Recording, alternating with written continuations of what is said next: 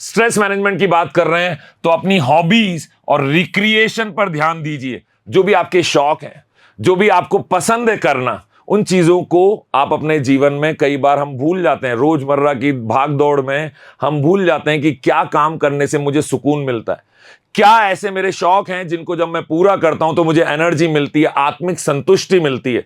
कोशिश करिए उन शौकों और मनोरंजक गतिविधियों में खुद को इन्वॉल्व करें, संलग्न करें, जिनका आप आनंद लेते हैं।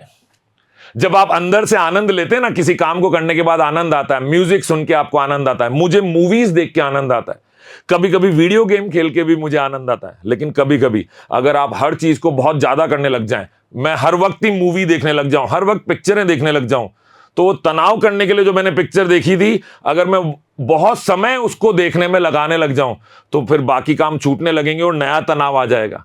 तो प्रबंधित तरीके से चलिए, मैनेज्ड वे में काम करिए, लेकिन अपनी मनोरंजक गतिविधियों को, जिनसे आपको रिक्रिएशन फील होता है, आपके शौक, जो आपकी हॉबीज हैं, उनको मत छोड़िए, उनका साथ निभाइए, उनको अपने जीवन में हमेशा शामिल रखिए। ये आपके तनाव को प्रबंधित करने में आपकी बहुत मदद करते हैं।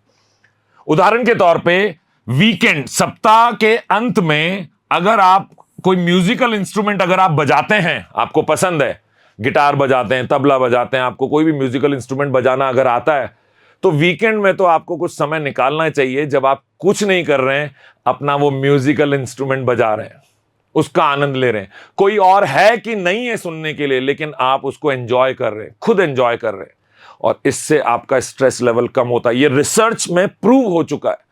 तो आप जब भी अपनी कोई रिक्रिएशनल एक्टिविटी करते हैं, जिसमें आपको आनंद आता है, ऐसी कोई भी गतिविधि करते हैं, आप अपने शौक जो भी आपके हैं, उनको आप समय समय पर अपने साथ उनको दोहराते हैं, उनको अपने जीवन में शामिल करते हैं, तो आप तनाव से दूर रहते हैं। तो बेहतर जीवन जीने के लिए ये कार्य करते रहिए। ज्यादा जरूरत पड़े, परेशान ज्यादा हो गए हों, परिस्थितियां कुछ ऐसी विकट बन गई हों जिसकी वजह से तनाव जो है वो बहुत गहरा हो गया है, वो आपको बार बार परेशान कर रहा है, या लंबे समय से वो तनाव बना हुआ है, तो ऐसी स्थिति में बिल्कुल मत घबराइए, बिल्कुल भी संकोच मत करिए। किसी प्रोफेशनल की मदद लीजिए।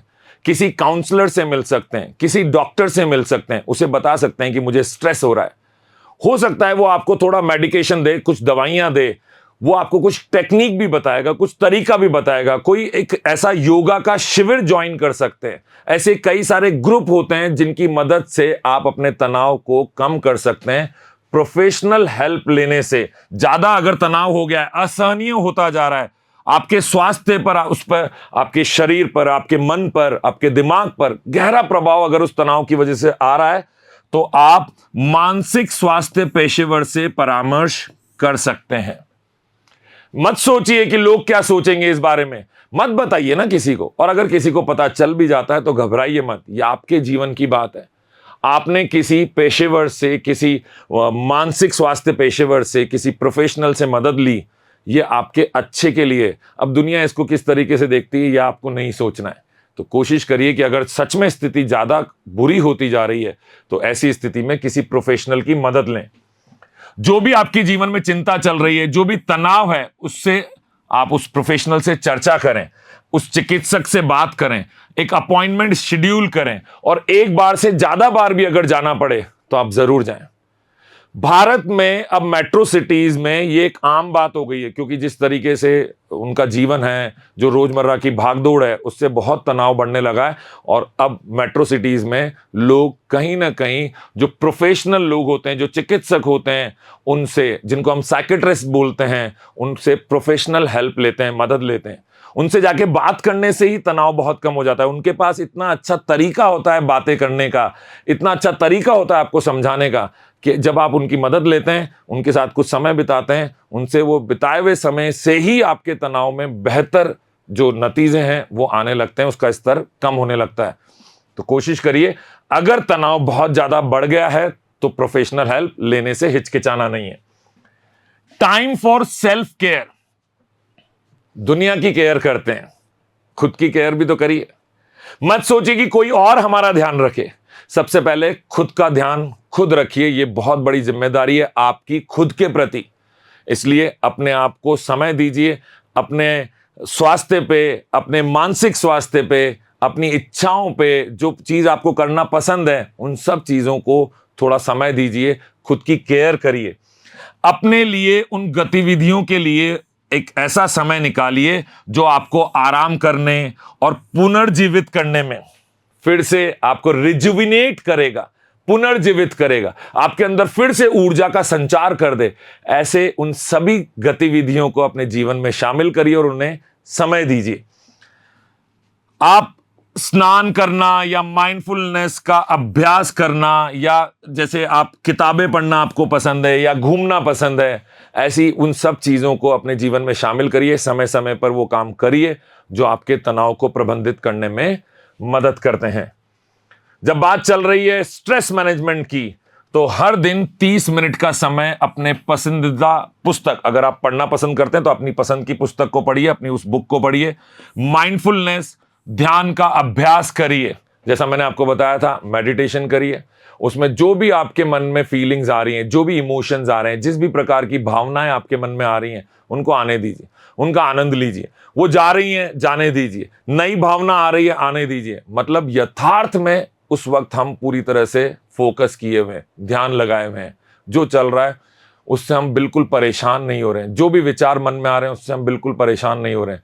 इस प्रकार से आप माइंडफुलनेस मेडिटेशन कर सकते हैं। यह आपके तनाव को कम करने में मदद करेगा। और जब बात चल रही है स्ट्रेस मैनेजमेंट की, तो बहुत जरूरी है सेल्फ मोटिवेशन, आत्म प्रेरणा, खुद से खुद को ही प्रेरित करना। आमतौर पर होता क्या है, लोग जो हैं वो सभी लोग, आप भी मैं भी, दूसरे लोगों से प्रेरणा पाना चाहते हैं। उससे मिलके मुझे अच्छा लगेगा, उससे मैं मिल लेता हूं, वो उससे मिलने के बाद मुझे मोटिवेशन आता है। वो सबसे पहले ये होना चाहिए। जब भी मोटिवेशन की बात आए, आपको सबसे पहले खुद का ध्यान करना है। आप ही अपने आप को सबसे ज्यादा बेहतर तरीके से मोटिवेट कर सकते हैं। मैं तो कहता भी हूं, एक्सट्रिंसिक, बाहरी प्रेरणा, एक्सट्रिंसिक मोटिवेशन परमानेंट नहीं है। वो 1 दिन, 2 दिन, 3 दिन रहती है, उसके बाद हम भूल जाते हैं उसे। लेकिन अगर आप अंदर से इंट्रिंसिक मोटिवेशन, जो स्वयं से आप प्रेरणा लेते हैं, आत्म प्रेरणा, अगर आप खुद को मोटिवेट करने की कला सीख गए तो वो परमानेंट है। फिर कैसी भी परिस्थिति आए, आपको कोई नहीं हरा सकता। आप जीवन में कभी पीछे नहीं रह सकते। हर तनाव से, हर मुसीबत से, हर परिस्थिति से निपटने की कला आपको आ जाएगी। Self motivation. तो जब बात चलती है आत्म प्रेरणा की, तो इसमें बाहरी प्रभाव के बिना, किसी की जरूरत नहीं है, बाहरी कोई मदद नहीं चाहिए, कार्य करने और लक्ष्यों को प्राप्त करने के लिए खुद को प्रेरित करना शामिल है।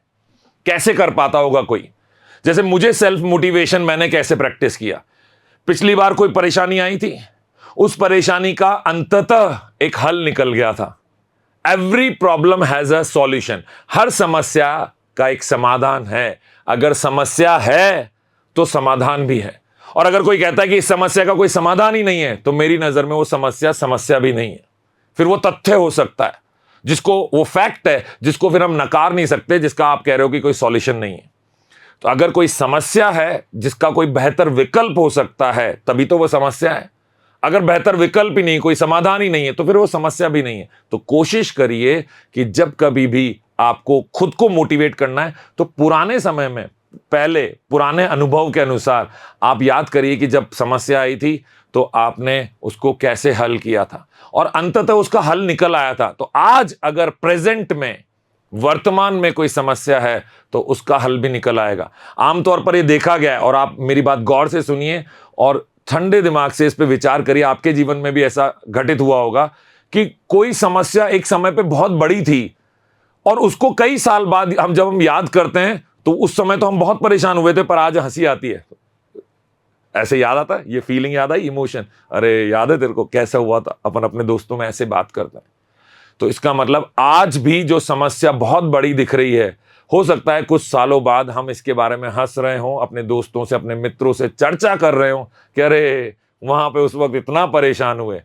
तो याद रखिए, अगर खुद को प्रेरणा देनी है, सेल्फ मोटिवेशन आप चाहते हैं, तो दिमाग को यह मैसेज पहुंचाइए कि हर प्रॉब्लम का सॉल्यूशन होता है, हर समस्या का अपना एक समाधान होता है। व्यक्तिगत लक्ष्य निर्धारित करना, उत्साह बनाए रखना और ध्यान केंद्रित रखना, ये तीन चीजें जो हैं ये आपको सेल्फ मोटिवेशन में मदद करती हैं। कौन सी तीन चीजें, फिर से देखिए। व्यक्तिगत लक्ष्य निर्धारित करना, सेल्फ मोटिवेटेड लोगों के पास हमेशा कोई ना कोई टारगेट होता है। मुझे 1 साल में, 6 महीने में, 5 साल में ये अचीव करना है, ये पाना है, ये मेरा लक्ष्य है। तो वो लक्ष्य जब, क्योंकि हमने बनाया है, किसी से प्रभावित होकर वो लक्ष्य नहीं बनाया गया, हमारी इच्छाओं के अनुरूप, हमारी क्षमताओं के अनुरूप हमने वो लक्ष्य बनाया, तो गारंटेड है कि उस लक्ष्य की वजह से आप खुद को हमेशा प्रेरणा देते रहेंगे, प्रेरित होंगे, गिरेंगे फिर उठ खड़े होंगे। याद है साइकिल जब हम चलाते थे, तो साइकिल चलाना जब हमने सीखा तो बचपन में वो छोटी साइकिल चलाया करते थे और अचानक से कभी गिर जाते थे तो मुझे अच्छी तरह याद है, वापस से कपड़े झाड़े, इधर उधर देखा किसी ने देखा तो नहीं, और फिर से साइकिल पे बैठ जाते थे। गिरने के बावजूद भी हमने कभी साइकिल चलाना छोड़ा नहीं।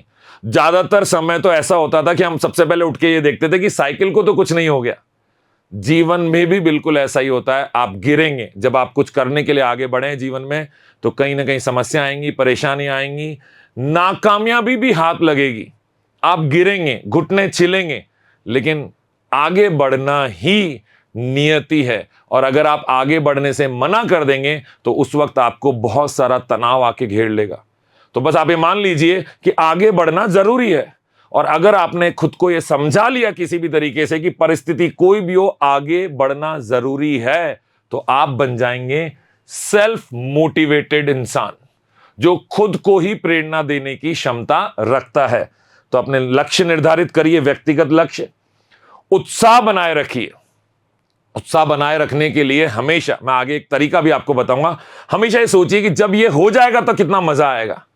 विजुअलाइज करिए वो एंड रिजल्ट, उसके बारे में ऐसा दृश्य बनाइए अपने दिमाग में कि मजा आ जाएगा, मेहनत तो लग रही है लेकिन जब ये कार्य पूरा होगा तो आनंद बहुत आएगा, बहुत नाम होगा, बहुत आत्मिक संतुष्टि मिलेगी। तो इस तरह से जब आप खुद के बारे में सोचेंगे, उस लक्ष्य को प्राप्त करने के बारे में सोचेंगे, तो सारे टाइम आपके अंदर एक उत्साह बना रहेगा, जो बहुत आवश्यक है। तीसरा, ध्यान केंद्रित रखिए। जब भी कोई काम करने जाते हैं तो बहुत सारी चीजें हैं जो हमारा ध्यान भटकाती हैं। कुछ नए काम आ जाते हैं जिनकी तरफ हम डाइवर्ट हो जाते हैं, भटक जाते हैं। कोशिश करिए जो लक्ष्य आपका है, जो कार्य करने के लिए आप निकले हैं, आप उस पर अपना पूर्ण ध्यान केंद्रित करें। छोटा मोटा ध्यान कभी भटकता भी है तो खुद को वापस खींच के लाइए, खुद को संगठित रखिए, ऑर्गेनाइज रखिए। ऐसे कई सारे नोट्स आप बना सकते हैं जिनको आप समय समय पे पॉकेट से निकाल के, जेब से निकाल के देख लिया, आप जहां रहते हैं वहां पे चिपका हुआ। आप गाड़ी चलाते हैं तो गाड़ी में साइड में कहीं एक कागज पे आपने लिखा हुआ है, उसको चिपका रखा है। स्टिकी नोट्स जिनको बोलते हैं, जिन पे आपने लिखा हुआ है कि मुझे ये काम करना है, इतनी समय सीमा में करना है। तो वो चीजें जो हैं वो आपको बार बार ध्यान दिलाती हैं। अपने किसी व्यक्ति को, जो निकट का कोई आपका व्यक्ति है जिससे आपका रोज मिलना होता है, परिवार में भी ऐसा कोई सदस्य हो सकता है, उसको बता के रखिए। वो भी आपको बार बार ध्यान कराएगा कि आपको क्या प्राप्त करना है, और इस तरीके से आप फोकस्ड रहेंगे, आपका ध्यान केंद्रित रहेगा। और यही करते हैं हर वो उस इंसान को मैंने करते हुए देखा है, वो तमाम लोग सब कुछ यही करते हैं जो सेल्फ मोटिवेटेड होते हैं। और सेल्फ मोटिवेशन परमानेंट मोटिवेशन है। आत्म प्रेरणा में बाहरी प्रभाव के बिना कार्य करने और लक्ष्यों को प्राप्त करने के लिए खुद को प्रेरित करना शामिल है। What self motivation means?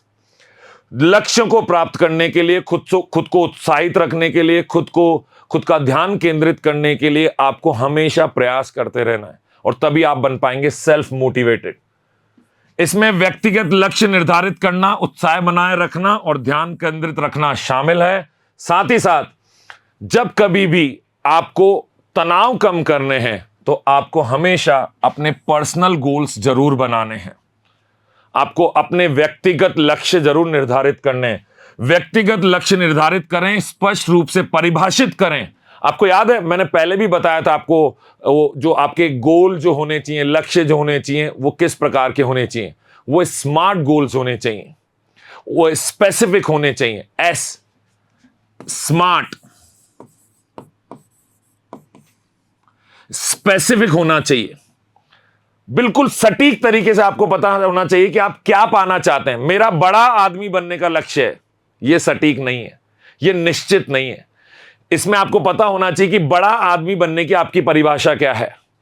तो स्मार्ट होना चाहिए, मेजरेबल होना चाहिए। जब आप उसको कर रहे हैं, उस लक्ष्य को प्राप्त करने के लिए प्रयास कर रहे हैं, तो आपने उसे कितना प्राप्त कर लिया है पिछले एक महीने में, ये आप मेजर कर सकें, इसको नाप सकें, इसको माप सकें, ये बहुत जरूरी है। तो मेजरेबल होना चाहिए आपका लक्ष्य, अचीवेबल होना चाहिए, जिसे प्राप्त किया जा सके, प्राप्त करने योग्य हो, वही आपका लक्ष्य होना चाहिए। असंभव सा कोई लक्ष्य बना लिया, वो कभी पूरा नहीं होगा, और जब पूरा नहीं होगा तो आपको तनाव भी देगा। रिलेटेबल होना चाहिए, ऐसा होना चाहिए जिसका जुड़ाव आपसे हो, जो आपकी क्षमताओं से जुड़ा हुआ हो, जो आपकी इच्छाओं से प्रेरित हो, वो जो आपसे कहीं ना कहीं पूरी तरीके से संबंध रखता हो, ऐसा लक्ष्य होना चाहिए। और सबसे खास बात, टाइम बाउंडेड होना चाहिए। समय सीमा के अंदर लक्ष्य मिले तो हम उसका आनंद ले सकते हैं। एक लक्ष्य आपने बनाया और वो पूरा तो हो जाना चाहिए था 2 साल में, और पूरा हो रहा है 20 साल में, 20 साल बाद हो सकता है उस लक्ष्य की प्राप्ति के कोई मायने ना हो। तो इसलिए हमेशा लक्ष्य जो बनाए वो कैसा होना चाहिए, स्मार्ट होना चाहिए। स्पष्ट रूप से परिभाषित करें आप क्या प्राप्त करना चाहते हैं, और उन लक्ष्यों को प्राप्त करने के लिए एक पूरी प्लानिंग करें, एक योजना बनाएं। बिना योजना के चलेंगे, आप सोचिए कि अगर आपको दिल्ली जाना है और आपके पास मैप नहीं है, आप रास्ता भी नहीं जानते, और आपने सोचा कि मैं तो अपने घर से निकलूंगा और जो सड़क दिखेगी उस सड़क पे चला जाऊंगा, एक दिन तो दिल्ली पहुंच ही जाऊंगा। 99.99% चांस है, 99% से भी ज्यादा चांस है कि आप दिल्ली नहीं कहीं और ही पहुंचेंगे। तो इस प्रकार अगर आपके पास कोई योजना नहीं, या तो आप रास्ता जानते हैं दिल्ली का, सही रास्ता, सटीक रास्ता नहीं जानते हैं तो आप गूगल मैप यूज करेंगे, जीपीएस सिस्टम यूज करेंगे, वो नहीं है तो आप किसी से पूछ पूछ के रास्ते पे आगे बढ़ेंगे। तो अगर एक सही योजना आपके पास आगे बढ़ने के लिए नहीं है तो लक्ष्य तक पहुंचना बहुत मुश्किल होगा, और जब लक्ष्यों की प्राप्ति नहीं होती है तो जीवन में तनाव बढ़ जाता है। हमेशा उत्साह बनाए रखिए, एंथुजियाज्म बोलते हैं इसको इंग्लिश में। मेंटेन करिए अपना एंथुजियाज्म। जो लोग उत्साहित नहीं होते हैं जीवन में, धीरे धीरे वो नीरस होने लग जाते हैं, उनका किसी भी चीज में कोई खास मन नहीं लगता, और जब मन लगना बंद हो जाता है तो प्रयासों में कमी आती है, और जब प्रयासों में कमी आती है तो आपके जो रिजल्ट्स हैं, जो परिणाम हैं, वो प्रभावित होते हैं, वो अच्छे नहीं आते हैं, और जब परिणाम अच्छे नहीं आते हैं तो आप तनाव में घिर जाते हैं। तो तनाव से बचना चाहते हैं तो उत्साहित बने रहिए। अपने लक्ष्यों को प्राप्त करने के लिए लाभों की नियमित रूप से याद दिलाकर अपनी ऊर्जा और रुचि के स्तर को ऊंचा रखें। मैं कैसे करता हूं, मान लीजिए कोई टारगेट है, कोई लक्ष्य है जो 1 साल बाद पूरा होगा, वो पूरे 1 साल का लक्ष्य है। अब 1 महीने के बाद अभी 11 महीने बाकी हैं, अभी तो 1 महीना ही गुजरा है, पर मैं हमेशा खुद को बताता हूं कि जब 11 महीने बाद ये लक्ष्य मिलेगा तो क्या मजा आने वाला है, मैं किस जगह पहुंच जाऊंगा, मुझे कितना आनंद आएगा, लोग मेरी कितनी वाही वाही करेंगे। इस चीज को भी सोच के मैं खुद को उत्साहित बनाए रखता हूं। जब 2 महीने गुजर जाते हैं तो फिर मैं इसी तरीके से आगे बढ़ता हूं, और जब 6 महीने गुजर जाते हैं तो सोचता हूं कि 6 महीने तो गुजर ही गए, अब 6 महीने ही तो बचे हैं, 6 महीने तो मैंने गुजार दिया, आधा समय तो गुजर गया, 7 महीने गुजरते लगता है आधे से ज्यादा गुजर गया। तो ऐसे छोटे छोटे कारण ढूंढिए जिससे आप खुद को उत्साहित बनाए रख सकें। जब तक उत्साह आपके मन में रहेगा, तनाव आपसे बहुत दूर रहेगा। ध्यान केंद्रित रखें, फोकस्ड रहिए। अगर ध्यान भटकेगा तो परिणाम गलत आएंगे, परिणाम इच्छा के अनुसार नहीं आएंगे, और आपको तनाव होगा। तो जो भी कार्य आप कर रहे हैं उनको प्राथमिकता देकर, प्रायोरिटाइज कर कर अपने समय का प्रभावी प्रबंधन करें। मैं पहले भी आपको बता चुका हूं, ज्यादातर लोगों को तनाव सिर्फ इसलिए होता है क्योंकि वो अपने टाइम को सही तरीके से मैनेज नहीं कर पाते हैं।